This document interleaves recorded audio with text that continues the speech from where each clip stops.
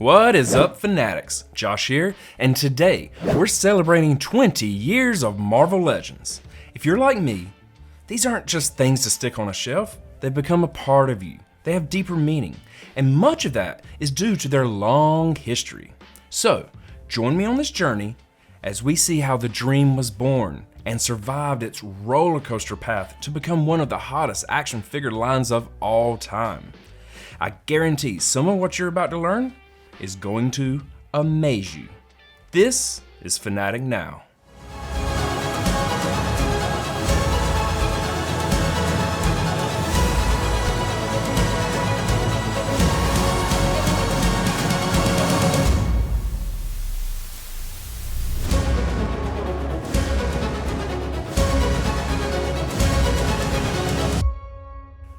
Before Hasbro took over production of Marvel Legends, we all know that Toy Biz started this line of action figures. But the way Toy Biz got there will blow your mind. Let's get the boring stuff out of the way quickly. You have 1 minute. Once upon a time, in the 1800s, there was a Canadian company called Shantex Incorporated. In 1961, the founder's grandson, Sol Zuckerman, inherited the modest company. By 1980, the 21-year-old had transformed it into a $4.5 million business and merged with a manufacturer and wholesaler of school supplies, forming Sharon Industries. Zuckerman didn't give a damn about what they were selling. He was a slick, fast-talking dealer who was living the high life of the disco scene. But he would soon witness the assassination of a colleague by letter bomb. With renewed focus, he expanded the children's merchandising department, growing his company five-fold by the time it went public in 1984. This is a huge year in action figure fandom due to the introduction of Secret Wars. If you're interested, I'll make another video deep diving into how a deal between Mattel and Marvel drove the history of comics and their relationship with action figures. But I won't get off subject for now. By 1985, Sharon Toy Company subsidiary was a leading toy business, snatching up licensing deals at every chance. Zuckerman wasn't confident in this new strategy, however, and sold his company to some American buyers in the late 1980s, renaming it Toy Biz. Things are heating up now. Toy Biz struck a short-term license with DC, but the figures weren't exactly revolutionary. Not only did they suspiciously resemble the make and build of Kenner action figures, but they included such impressive action features as Lex Luthor punching himself in the face. You will start to recognize the art style on the backer cards though, as that same recipe is being used on retro cards being made today. This continued until 1989 with very little improvement as they made official merch for the Tim Burton directed Batman. I will say, however, 5-year-old me really loved that Michael Keaton Batman toy. No criminal can hide from Batman. Batman gotta run to jail. Each item sold separately from Toy Biz. His belt buckle was a batarang connected to a string. Oh man, that bastard attacked all my other toys. I mean, we all had that one figure that sucked asshole, but always bitch slapped the others anyway. I started blasting. Bang! Bang!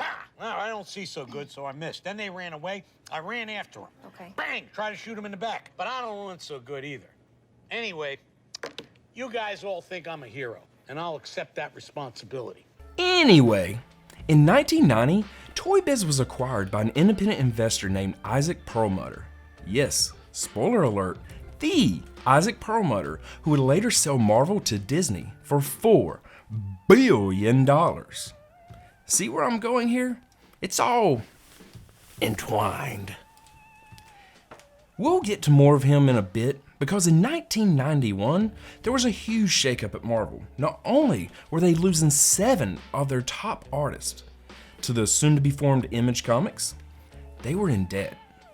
So, they started trading publicly for the first time to raise funds, and in 1993, they used $7 million of that money to purchase 46% of Toy Biz. But it's not the amount that's interesting. Part of the deal was that Toy Biz would get an exclusive, perpetual, royalty-free license to all Marvel characters. It was mutually beneficial. Perfectly balanced. this whole thing should be.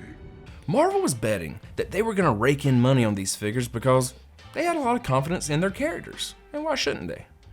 Toy Biz was all in because they'd have no competition for Marvel toys while saving 6 to 12% on royalties. And the new X-Men animated series was essentially serving as a free 30-minute commercial for their action figures.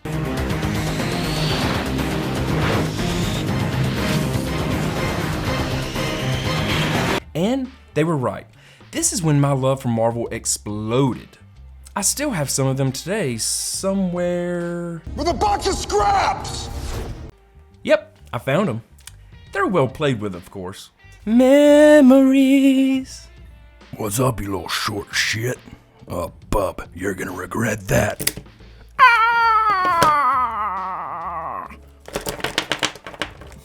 Don't look at me like that. I was 9. Also, this is the moment of truth when I realized that Santa is full of shit because I really wanted that X-Men headquarters. Hey kid, think you're an X-Man? This is the place to prove it. X-Men headquarters! The danger rooms! It never came. Ever. Now, much of the Toy Biz success with this line came from toy designer legend Avi Arad. He had just joined the company, revolutionizing how they did business. On top of his salary, Toy Biz gave him 10% stake to come on board. He had designed for Hasbro, Tyco, Mattel, Nintendo, and Sega. He knew what he was doing. He brought his 22 employee product development staff over to work on the line. And he was also the executive producer for Marvel's animated television programs. So, he was the perfect crossover between the two companies. After X-Men's success, he would also roll out cartoons and action figures for Spider-Man, Fantastic Four, and Iron Man. By 1996, he would introduce Hulk and later Silver Surfer to the mix as well. But by this point, Marvel themselves were in financial trouble again. They had overproduced shitty comics and sales had spiraled. Toy Biz was doing great, but their cash cow was not producing. And many of the problems lead back to Ron Perlman. No, not Ron Perlman.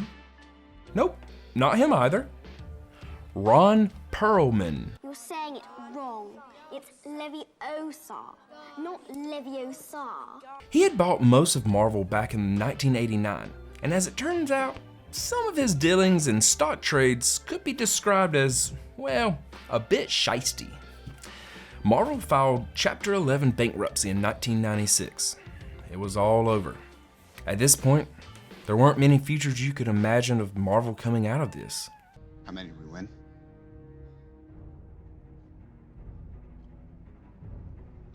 1. But who was there to pick up the pieces? With the backing of the banks, Ike Perlmutter and Avi Arad retained control of Marvel. I'm rich, biatch! So, Toy Biz had, essentially, just saved Marvel and merged to create Marvel Enterprises.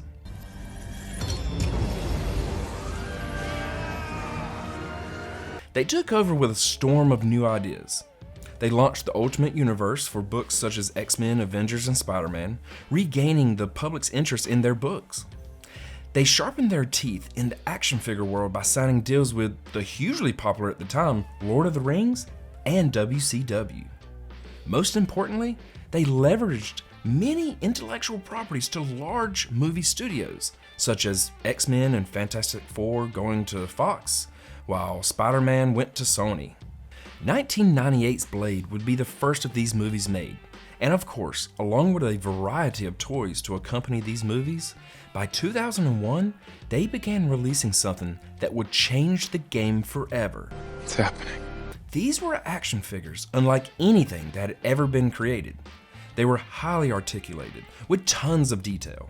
You see, previous figures were made and marketed to young boys. But during the Toy Biz explosion of popularity in the 90s, many adults had started collecting. They weren't very interested in playing with them as toys, but they enjoyed having their favorite characters on their shelf. Now, it makes sense that someone would finally realize adults were buying these for themselves even though they weren't the marketed kid age group. Not really a genius perception there, but the idea for how to make figures marketed towards adults has an interesting story. The tale goes like this. ToyBiz brand manager Jesse Falcon was looking at some 12-inch military figures and realized just how functional the toy guns were. They were producing mock weapons with extreme detail and articulation, pop-out stands, scopes, and movable chambers. So, why were they not putting that same effort into the figures themselves? ToyBiz decided they would prove how well they could create an adult-in-mind collectible with the most action-driven character of all time, Spider-Man. And they called it Spider-Man Classics. To truly sell the idea that these new 6-inch figures were meant for collectors, ToyBiz often included a reprint of classic comic books and stands or diorama-like bases to help the figure pose, popping on the shelf. With its instant success, they not only created a line for X-Men as well, they launched into their entire library of characters in 2002 with Marvel Legends. This has been How We Got Here, part 1 of the history of Marvel Legends. Coming up next, we will deep dive into the first wave ever, Captain America, Iron Man, Hulk, and Toad. We will get into the introduction of Build-A-Figures, Chase figures, the demise of Toy Biz, the abysmal early days of Hasbro, and the heroic return of Marvel Legends, the inclusion of MCU figures, the Infinite series, and their modern Legends series. Y'all let my boys know I'm coming. I hope you've enjoyed History 101 and join me for part 2 in what I'm calling Fanatic Now, Figure Friday at 5. But if you can't wait until Friday, we'll be talking comics, MCU, and much more throughout the week. And if you click the thumbs up, subscribe, and Hulk smash that notification bell, maybe I'll start doing more videos with Marvel Legends, since that's what you've been asking for. Let me know what you think in the comments. Until next time, later fanatics.